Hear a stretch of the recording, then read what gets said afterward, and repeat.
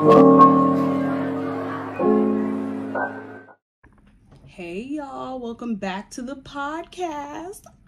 We're on episode 3.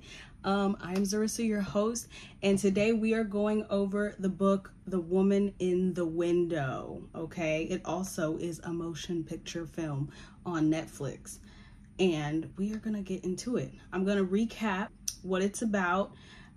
I don't think this is the exact one that I did last episode, but that's okay. So Anna Fox lives alone, a recluse in her New York City home, unable to venture outside. She spends her day drinking wine, maybe too much, watching old movies, recalling happier times, and spying on her neighbors. Never mind. This is pretty accurate. Then the Russells move into the house across the way, a father, a mother, a teenage son, the perfect family.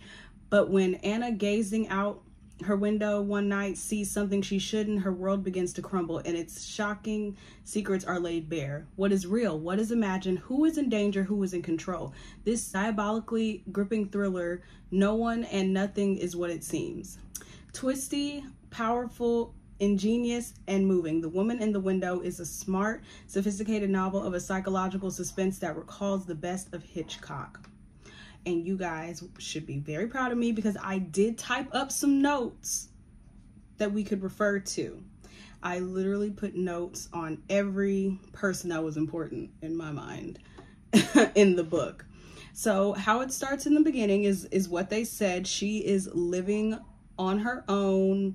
Well, she's living in the house. She is agoraphobic, and she sees a physical therapist, which is Bina, and she sees a mental therapist, which is Dr. Landy. She also was a pediatric therapist, so she dealt with people, with kids with mental issues. So she was a former therapist for kids, and they said she drinks a lot of wine. Yes, she is an alcoholic. She mixes her medicine that she's supposed to take with water, with liquor. No, I'm kidding, it's wine, but still. And she also runs an online chat called the Agora for people that are agoraphobic now. So she's switched her focus from, kids to what she's going through currently, which I find interesting because I'm like, I wonder if she just feels like whatever she's going through in life, that's her therapy focal point, because she does have a daughter, had a daughter, and she was a pediatric one.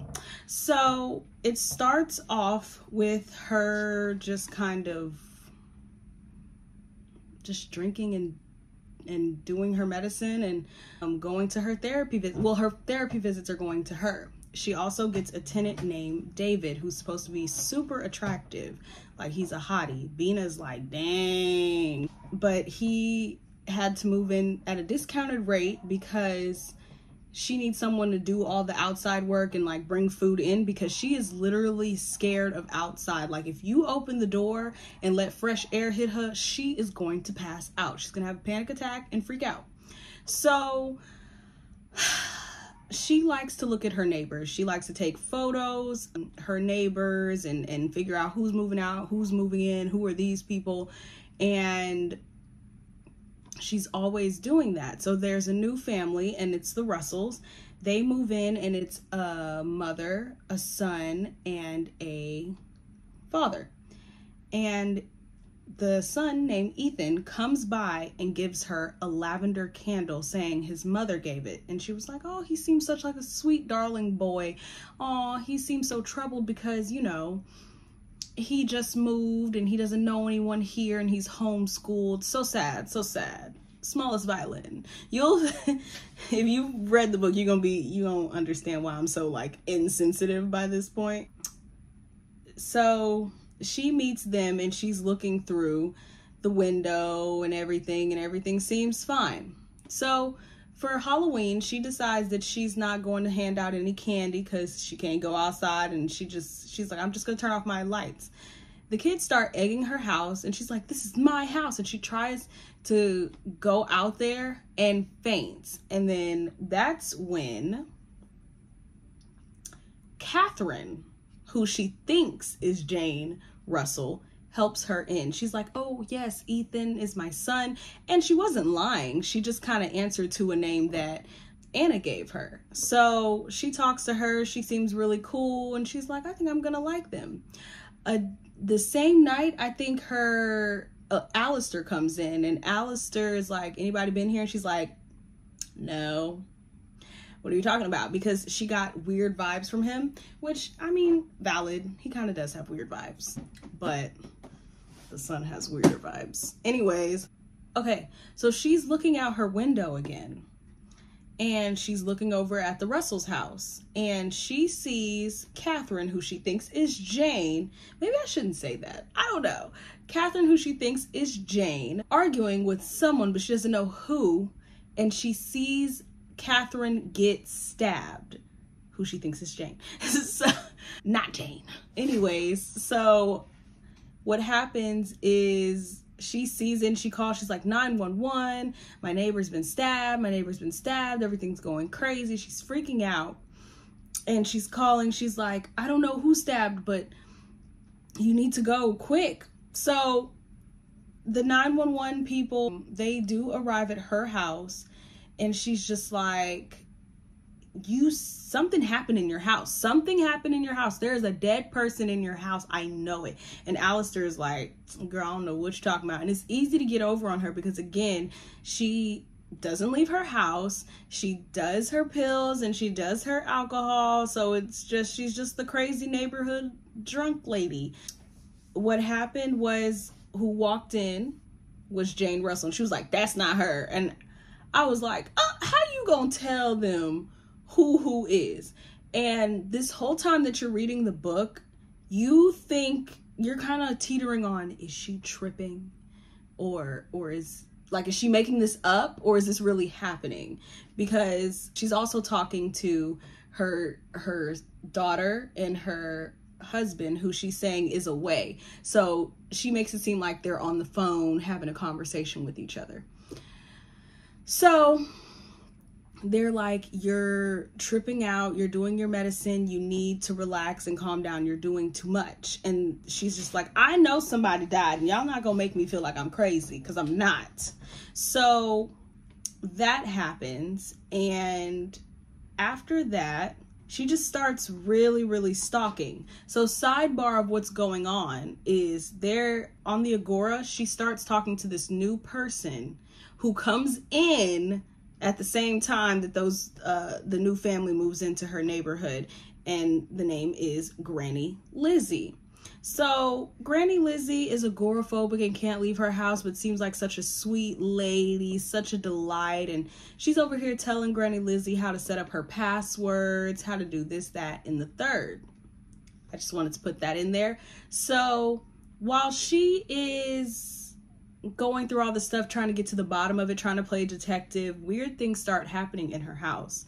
So she got an email that said, guess who? And it was just an email, I think. Or no, it was a picture in the email of her sleeping.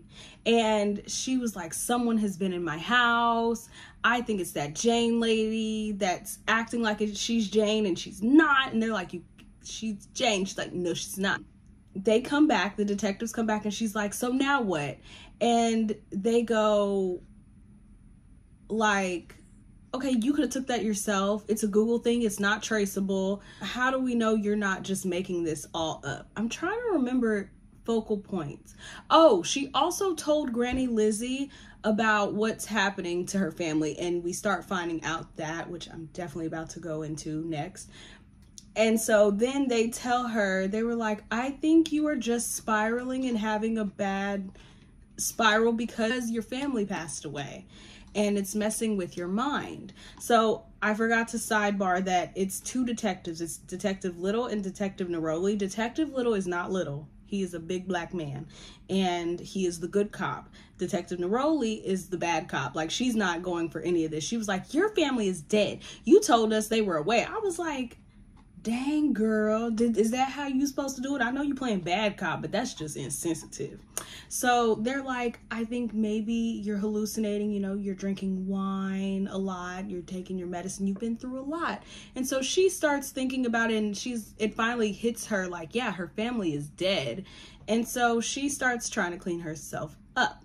So let me tell you about her family and dying and why she's agoraphobic. So she's agoraphobic because her family decided to go on a trip somewhere in the mountains where it was snowing and blizzard. This was supposed to be their last family trip before they told their daughter that they were getting divorced. While she's been talking to her daughter and her husband, who are not alive, now that we know that they're not alive, they've always been in a good light, they've always been great and everything, but they are actually getting a divorce. The reason why they're getting a divorce is because Dr. Anna Fox, was cheating on her husband with her partner. I don't know okay. The guy that she works with, who's also a therapist, she was having an affair with him and they were getting a divorce. I don't know if he called the divorce on her or if she was trying to call the divorce on him. I don't think that was made clear, but he could not stand her. But the daughter didn't know why they were getting a divorce. She didn't even know. So this was supposed to be a trip to kind of smooth everything over. And he was like, I don't want to smooth it over. Like, I want to go home now because he's really hurt. And while this is all going on, they're not really saying what happened until like later on. But he goes, the daughter overhears that he's talking about we're getting a divorce. And she thinks it's his fault.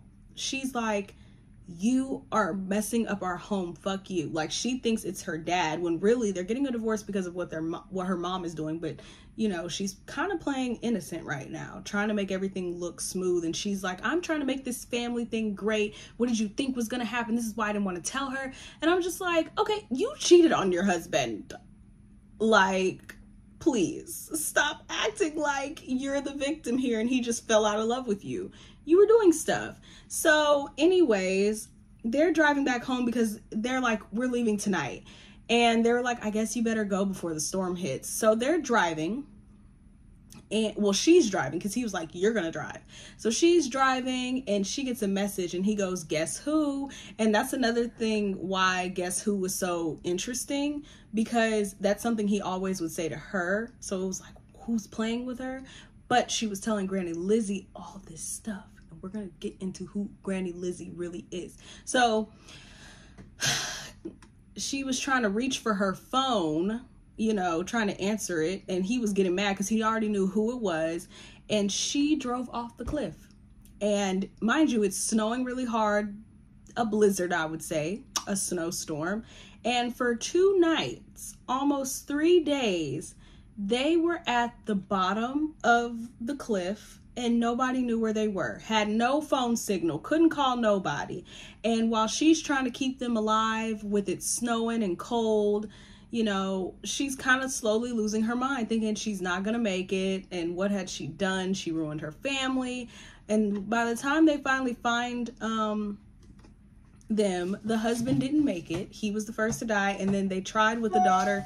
The daughter passed away as well. So that is why she is agoraphobic, because outside was not nice to her or her family.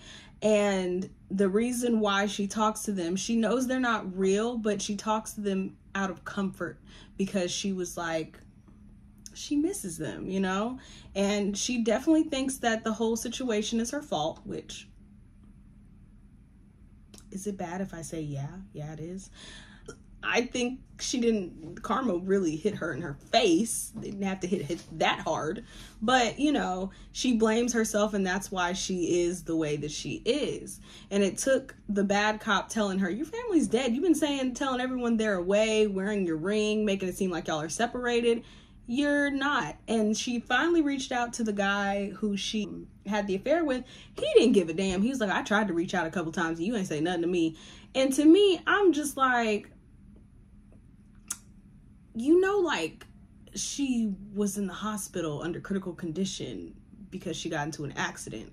And you know she just lost her daughter and her husband. And you mad that she didn't text you back?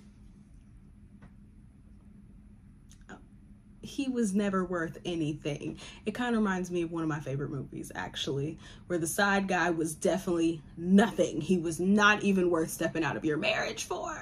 So anyways, she finally is accepting it. She's finally taking a shower, drinking a little less, you know, trying to maybe get it together. She's like, I'm over here hallucinating hard, and that is not okay. And then she sees a picture. Yeah.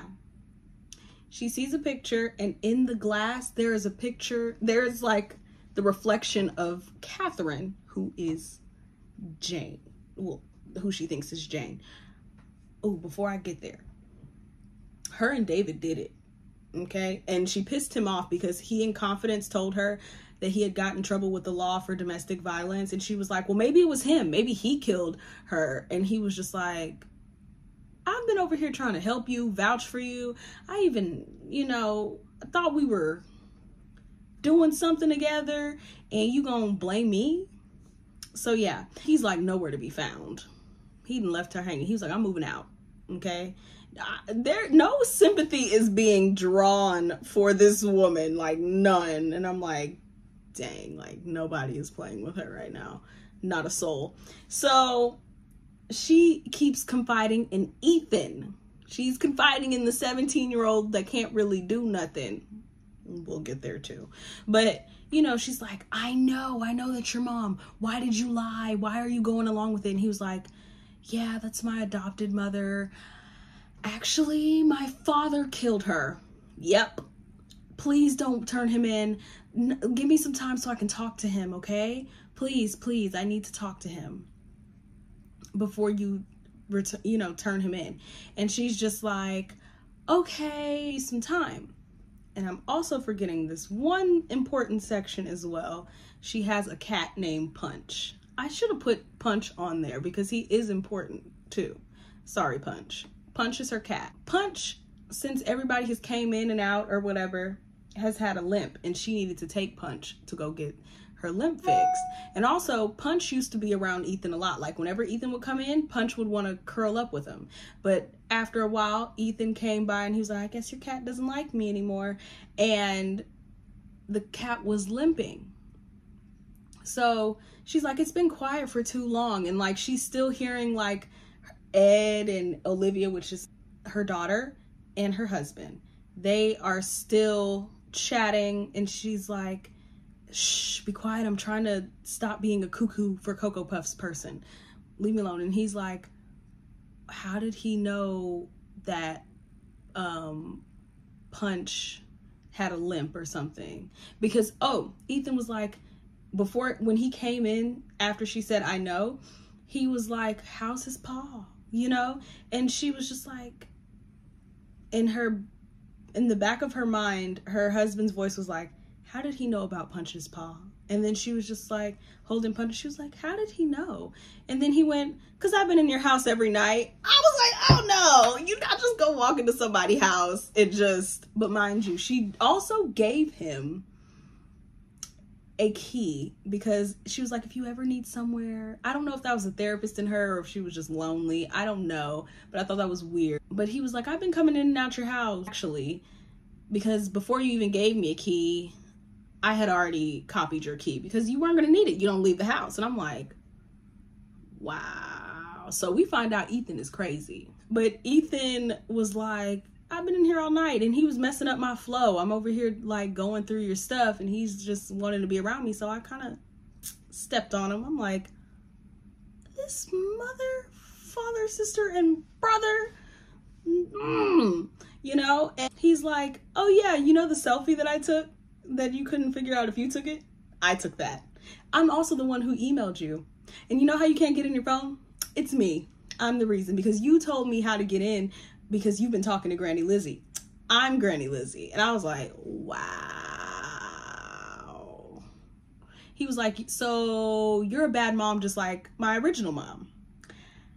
And that's her name. Her name is Catherine. And Catherine lost Ethan because she was on drugs. And I think he was being abused and starved and all that. And he was adopted into the Russell family. And I forgot to add, Alistair was always very rude to Anna and telling her to stay away. And he was not telling her to stay away as in protection from Ethan. He was protecting her from Ethan, because Ethan likes older women. And he actually is the reason why they had to relocate, because Ethan started stalking Russell's previous employer's wife. And so they had to get out of Dodge. Okay? He has mommy issues. That is the best way to put that together. So Ethan is been playing with her brain this whole time. So the whole time she thinks she's crazy and she's taking too much medicine, and she might just have the TV on and think that the TV is just messing with her. Come to find out, nope, all that stuff was happening. All the stuff was happening. And actually what she didn't figure out was that he was coming into her house. And he was like, you're actually a horrible therapist, because how could you not tell that I'm a psychopath? How could you not get it? Like, you thought I was really an innocent boy. You are not good at your job. And I'm like, unbelievable. And he was already talking about, I'm going to kill you. And they're going to think it was you having a psychotic break, because they already think you're the crazy lady. It won't be too much. And I'm like, damn, if you pushed her down the stairs, everyone would just think she just had a drunk slip. Basically, anything he could have did would have made her look like, yeah, she was just crazy. She went through a lot, so she's just crazy. So she had to fight for her life. Fight for her life.